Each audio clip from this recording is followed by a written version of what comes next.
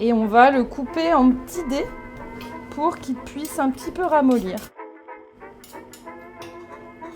On va le réserver un petit peu.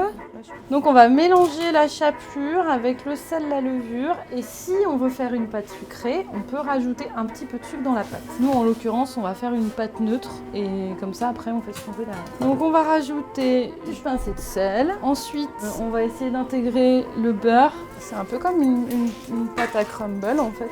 D'ailleurs, on peut aussi faire du crumble avec de la chapelure. On peut faire plein de choses du coup avec la chapelure. Ça remplace vraiment la farine. Sauf que du coup, il faut rajouter un peu de liant quand même.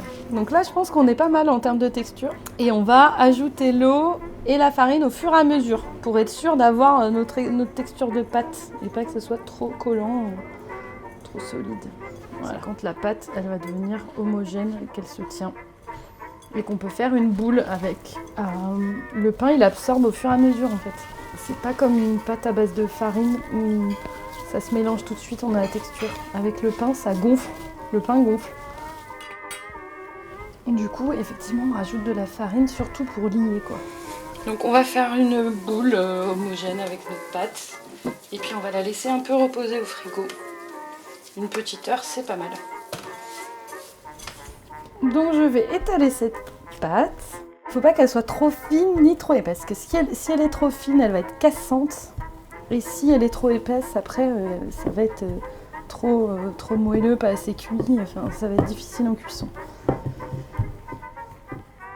Donc on essaye de garder 2 mm environ d'épaisseur. Donc une fois qu'on a l'épaisseur de 2 mm, on peut faire, si on veut faire des mini tartes, hop, avec un verre, tout simplement. On a une épaisseur un peu comme ça.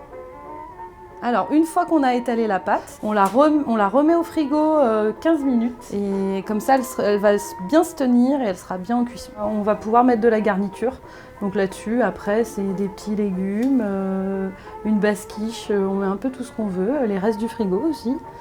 Et puis, on va la faire cuire pendant une trentaine de minutes, en ayant fait quand même préchauffer son four avant à 180 degrés.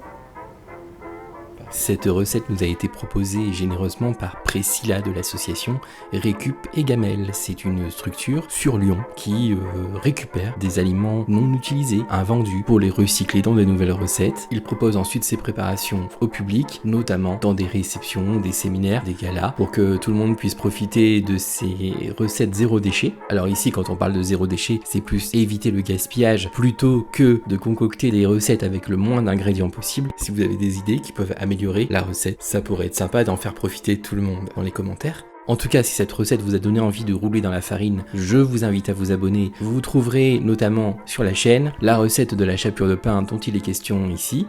Et je vous dis à bientôt pour des nouveaux tutos.